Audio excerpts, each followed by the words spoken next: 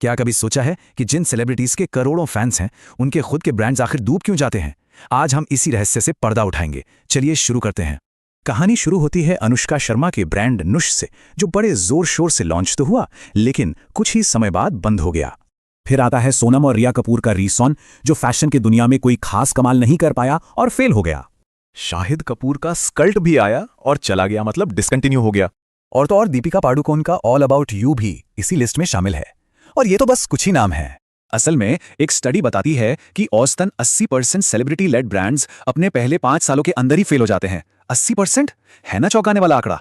लेकिन ऐसा भी नहीं है कि सबके सब फेल हो जाते हैं। एक तरफ जहां नूस और स्कूल जैसे ब्रांड्स स्ट्रगल कर रहे थे, वहीं दूसरी तरफ HRX, के ब्यूटी और एडा मामा जैसे ब्रांड्स आसमान छू रहे थे। तो सवाल ये उठता है कि आखिर ऐसा क्यों है? और यहीं पर आता है सेलिब्रिटी ब्रांड पैराडॉक्स। आखिर ऐसा क्या है जो कुछ को डुबा देता है और कुछ को आसमान पर पहुंचा देता है? चलिए इसी गुत्थी को सुलझाते हैं। देखिए, स्टारडम तो दोनों तरफ है, फॉलोअर्स भी हैं। तो फिर वो कौन सी चीज है जो सक्सेस और फेलियर के बीच की लकीर खींचती है? आइए इसका विश्लेषण करते हैं। तो इसका सबसे पहला और शायद सबसे जरूरी कारण है प्रोडक्ट। जी हां, प्रोडक्ट बिफोर पर्सनैलिटी। एक मशहूर चेहरा सिर्फ ध्यान खींच सकता है, ब्रांड को टिका नहीं सकता। पता है, ज्यादातर सेलिब्रिटी ब्रांड्स एक बहुत बड़ी गलतफहमी में रहते हैं। उन्हें लगता है हमारे फैंस हैं, वो तो कुछ भी खरीद लेंगे जो हम बेचेंगे, चलो दाम बढ़ा के रखते हैं। और यहीं वो सबसे बड़ी गलती कर बैठते हैं। और ये सिर्फ हवा में बातें नहीं है, इसके सबूत भी हैं। नुश पर तो चीनी डिजाइन्स कॉपी करने तक का आरोप लगा, जिससे उसकी इमेज को काफी धक्का लगा। स्कल्ट ने खुद को प्रीमियम बताकर डिस्काउंट देने से मना कर दिया, लेकिन आखिर में 70% डिस्काउंट पर बिकने लगा। और दीपिका के 82 डिग्री ईस्ट का हाल तो और भी बुरा था। प्रोडक्ट्स इतने महंगे थे कि 23 करोड़ के रेवेन्यू पर 24 करोड़ का नुकसान हो गया। सोचिए, जितनी कमाई नहीं हुई उससे ज्यादा पैसा डूब गया। ये सारे उदाहरण एक ही कहानी बताते हैं। इंडियन कस्टमर को वैल्यू फॉर मनी चाहिए, सिर्फ सेलिब्रिटी का चेहरा नहीं। वहीं दूसरी तरफ जो सफल हुए, उन्होंने मार्केट को समझा। ऋतिक रोशन ने HRX के साथ यही तो किया। उन्होंने मार्केट में एक गैप देखा। नाइकी, एडिडास जैसे ब्रांड्स बहुत महंगे थे और जो सस्ते ऑप्शंस थे उनकी क्वालिटी में दम नहीं था। तो HRX ने ठीक इसी बीच की जगह को भरा। अच्छी क्वालिटी, वो भी सही दाम पर। मतलब उन्होंने एक असली प्रॉब्लम सॉल्व की। चलिए अब आते हैं दूसरे सबसे बड़े कारण पर, और वो है ऑथेंटिसिटी, यानी प्रामाणिकता। ऑडियंस बहुत स्मार्ट है, वो तुरंत पकड़ लेती है कि कौन सा सेलिब्रिटी अपने ब्रांड से सच में जुड़ा है और कौन सिर्फ नाम के लिए। और यहीं पे ना असली और नकली का फर्क एकदम साफ हो जाता है।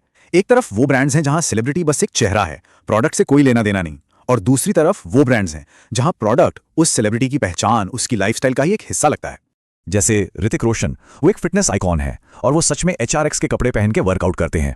या रणवीर सिंह को देखिए, एनर्जी के पावर हाउस हैं, तो उन्होंने प्रोटीन प्रोडक्ट्स लॉन्च किए। और प्रियंका चोपड़ा अपने बालों के लिए जानी जाती हैं, तो उन्होंने एक हेयर केयर लाइन शुरू की। ये कनेक्शन बिल्कुल असली लगता है और इसी से भरोसा बनता है। तो ठीक है, एक अच्छा प्रोडक्ट हो गया, ऑथेंटिसिटी भी हो गई, लेकिन कहानी अभी खत्म नहीं हुई है। सक्सेस की रेसिपी में एक और सीक्रेट इंग्रेडिएंट है, जिसके बिना ये ब्रांड्स कभी इतने बड़े नहीं बन पाते।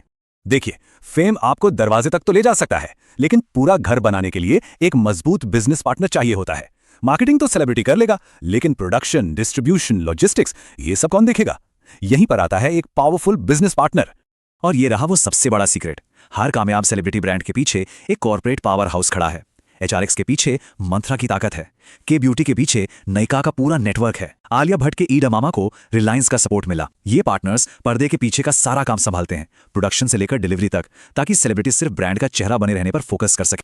तो इस पूरी बातचीत से हमें क्या समझ आया? एक कामयाब सेलिब्रिटी ब्रांड बनाने का एक सीधा साधा फॉर्मूला है।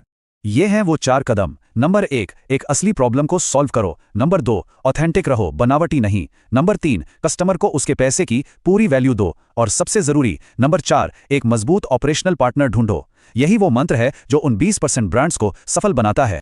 तो आखिर में सवाल बस इतना सा है।